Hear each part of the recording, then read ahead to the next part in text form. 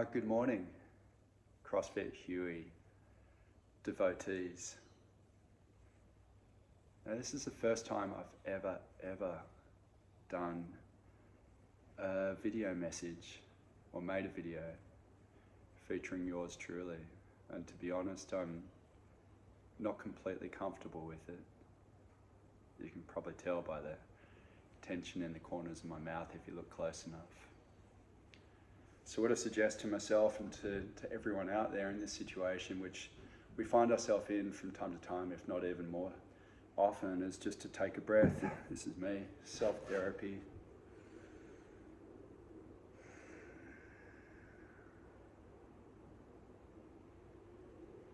Starting to feel better already.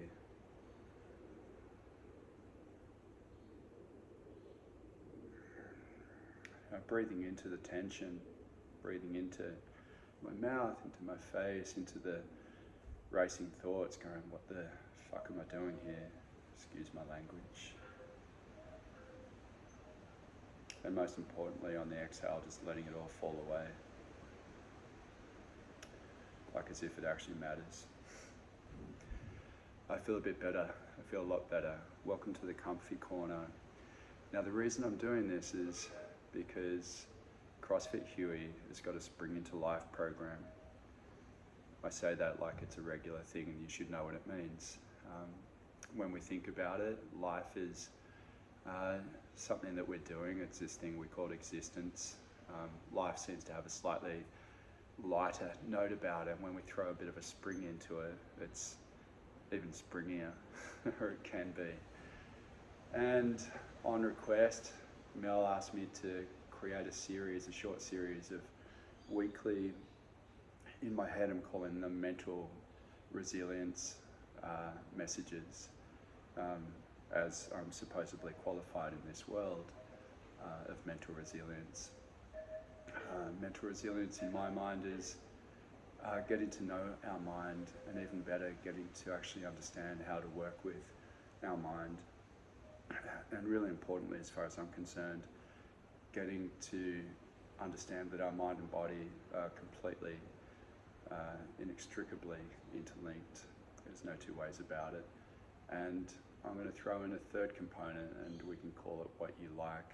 I refer to it as soul or spirit, my higher self, our higher self, the transpersonal, the part of us that's beyond what I can touch, feel, think, conceive, perceive, something that's a little bit beyond comprehension or way beyond comprehension. And in this realm of mental resilience, I pay a lot of credence to that as well. So this week's message is a ramble, and it started with a little reflection on my own reflection, looking back at this screen and looking at myself, hearing myself, and having a bit of a self moment led me to taking a breath. It's going to take me to taking a couple of sips of tea. And I'm also really aware through the work I do with my clients. My business name is Nature Mind, and I'm a holistic counsellor and psychotherapist, even more specifically, beyond someone that just works with body, mind, and the higher self. So that's the day job. I sit down in the comfy corner, which is here, or outside, out there amongst the trees or on the sand dunes. And I allow people to have space, and I hold that space with people as we collaborate or co-create more meaning. When we find what our psyche or what our less conscious aspects of ourselves are looking to express, often in the ways that perhaps a dream might symbolize the things that we have fear of, we find ourselves actually trying to express ourselves in ways that we're not even aware we're trying to express ourselves constantly. And that's where the reflection comes in. Now, that constantly might be in the smallest form ever. It might be just the way that I'm not looking you in the eye continuously, like this, looking looking away. It might be that tension in my mouth again before I took that breath, or that tension that's just going to creep a little bit back in here as I feel not 100% grounded or centered again. Potentially there's a little bit disturbance in me, there's a conflict in me, what's going on. The theme being, with reference to self, is reflection. That's this month's theme. I'm going to keep this brief. I'm advocating for self-reflection. I'm advocating for you to do it alongside someone else through sharing your vulnerabilities with someone else, someone that you might not normally feel safe to do that. As many people as you like. I want you guys to step into deep authenticity, into truth-telling.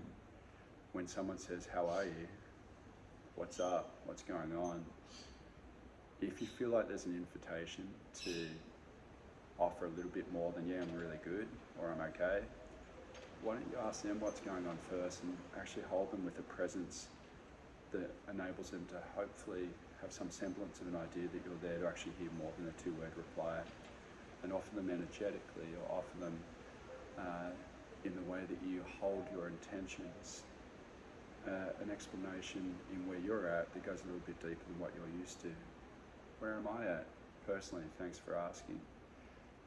Besides having gone through a recent bout of slight uncomfortability in making this message, I am really bloody steady.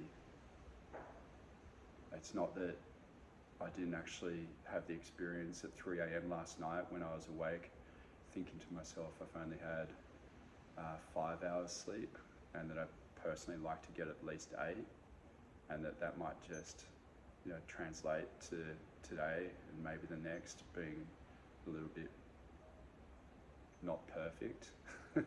Something that I might be worrying about, something that whatever it was that at 3 a.m. woke me up that I was processing might have actually perpetuated into a spiral of downward worries, worrying about what I was worrying about, and then worrying about the fact that I wasn't going to be able to have the energy in the following day to do the things I want to do, because my mind is processing my to-do list that is feeling all-encompassing, and I'm actually not able to experience my value priorities in such a clear manner that I can articulate to myself what I should do and what I shouldn't do, what I should not do, what I should leave out, how to prioritize this. The kids have just come through the door again. Oh my God, the bus came early. What? I had 3 minutes to be able to do the dishes. I've got to walk the dog still. I haven't even thought about dinner.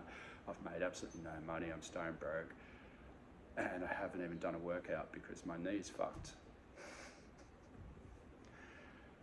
That's actually not quite the case. I started off saying I'm really steady. But it's not to say I don't have an awareness that I've got the propensity for those thoughts like the rest of us, to have that mind set to become unset and just start going looping everywhere. We all do. So when someone says, how are you? You don't necessarily have to do it like that. You can actually just say, yeah, I'm actually pretty good, but I didn't sleep that well last night. And then you have an invitation to the other person, if you've allowed yourself to have the time to be able to connect and share in your authenticity, which I consider as one of my highest value priorities, and I consider that it should be one of all of our collective highest value priorities. Take that time to share in exactly who we are as the humans that we are, having this human experience. So going back to this week's little bit of homework, that's first and foremost. Second, layer it with the words on paper. I know that Lara suggested that as well. We call it journaling, or we call it, we just call it writing shit down. Put on yellow stickies in your phone with your thumb. Put in your phone your highest valued intentions for the time being, because they're actually discombobulated in your head, and your highest valued intention is to try and get clear about your highest valued intentions, not to use your phone anymore. Oh shit, I'm typing it into my phone. Yeah, it can be confusing, but if we get it out in one way or another, express it, we're halfway there. We've got this process. If we actually acknowledge that this shit, this stuff, this is happening within us, obviously translating into our body and our higher selves as well, in conflict with what's going on otherwise, we're halfway there. It's just it's just a hack. It's a mind and body hack right there, in the right direction. Just express, this is where I'm at, this is my truth, and it's perhaps been with me since the beginning, since I before I can even remember. And if you can share that with yourself out loud, on paper, and to others, there's an awareness that comes. If you can actually become present-minded to the extent that you acknowledge when it's happening, when those fears or uncomfortabilities again creep into the corners of your mouth or whatever it might be, allow yourself to sit with it, part 3 of your homework, and experience it. And ask yourself out loud, what is it that I'm experiencing that is so friggin' hard? Is it really hard? Step 4, allow it just to travel through you energetically, vibrationally into the body now. To stop holding on, to stop using your automated response system to do the bolt, to run or to freeze or to, all these things that we associate with those really full-on experiences that we keep on repeating. Sit with them as long as you feel comfortable to. Just dance on that edge a little bit. Just look over the edge, feel into the shadows, feel into the unknown a little bit, because it's been there so long and you've ignored it for so long. It just really wants to be known. I'm not saying just dive right in and become a completely twisted mess in the thick of all of it. If it's there, just get to dance with a little bit. And then from your loving heart, from an experience of what beauty really is from within, that you've known since the beginning as well. You're born into this world as a beautiful, pure, divine spirit that you are, with the sense of love and beauty. Tap into that and allow that to become part of your experience as well. Allow yourself to know the light and the love, and then you play with the balance, keeping on with the allowance, keeping on with the flow of what's coming at whatever point in time, because either of them can speak truth to your authentic path. It's going to unravel in such a way that will allow you to grow. And as I look at this into 12 minutes, I'm like, holy shit, Mel, what'd you say? 2 to 3 minutes. You've got your homework, guys. How are you? Yeah, I'm the authentic version of myself in all my light and shadow. I'm going to write this down and stick it in my phone, stop using my phone so much, and feeling as much of it as I can with authentic truth, so as I can travel on my journey as clearly as I possibly can. How are you guys?